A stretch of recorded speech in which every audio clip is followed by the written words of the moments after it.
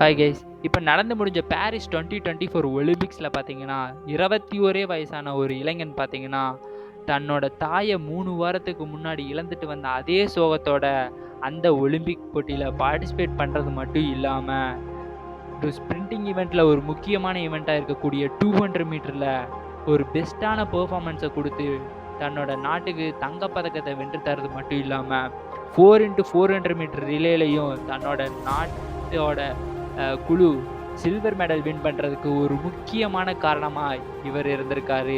இவரை பற்றின ஃபுல் டீட்டெயில்ஸும் நீங்கள் தெரிஞ்சுக்கணும்னு நினச்சிங்கன்னா இந்த வீடியோ ஸ்கிப் பண்ணாமல் கடைசி வரைக்கும் பாருங்கள்.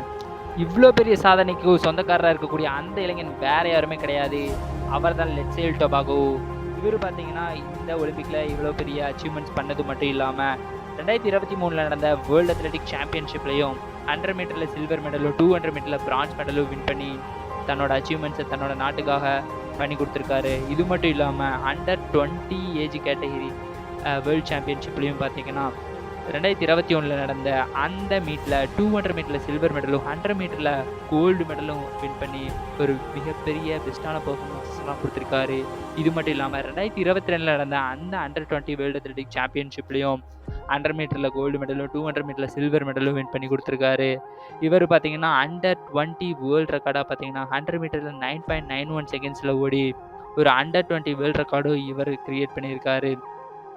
இவர் தான் வந்து அவரோட நாட்டில், அதாவது இவரோட நாடான போட்ஸ்வானாவில் இருந்து வந்த அத்லெட்டில் 100 மீட்டரை 10 செகண்டுக்குள்ளேயே, அதாவது 9.9 செகண்டில் ஓடின ஒரு முதல் அத்லெட்டாகவும் இவர் தான் இருந்துகிட்டு இருக்காரு. இவர் அந்த பாரிஸ் 2024 ஒலிம்பிக்ஸில் 200 மீட்டரை 19.46 ஓடி கோல்டு மெடல் வின் பண்ண அந்த கோல்டு மெடல் தான் அவங்களோட நாடான போட்ஸ்வானாவுக்கே பார்த்தீங்கன்னா ஒலிம்பிக் முதல் தங்கப்பதக்கமாக இருந்திருக்கு.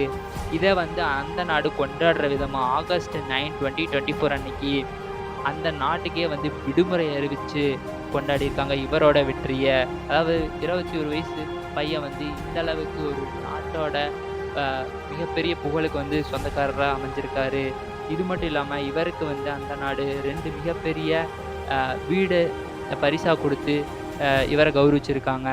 இது மட்டும் இல்லாமல் வேர்ல்டு அத்லெட்டிக் கவுன்சில் பார்த்தீங்கன்னா ஒவ்வொரு வருஷத்தோட ஒரு உயரிய விருதாக வந்து ஒவ்வொரு அத்லெட்டுக்கும் கொடுத்து கௌரவிச்சுட்டு இருக்காங்க. அந்த வகையில் பார்த்தீங்கன்னா மேல் track athlete of the year 2024 அவார்டை இவருக்கு கொடுத்து, அதாவது லெட்சேல் டொபாகோவுக்கு கொடுத்து இவரை ரொம்பவே பெருமைப்படுத்தியிருக்காங்க.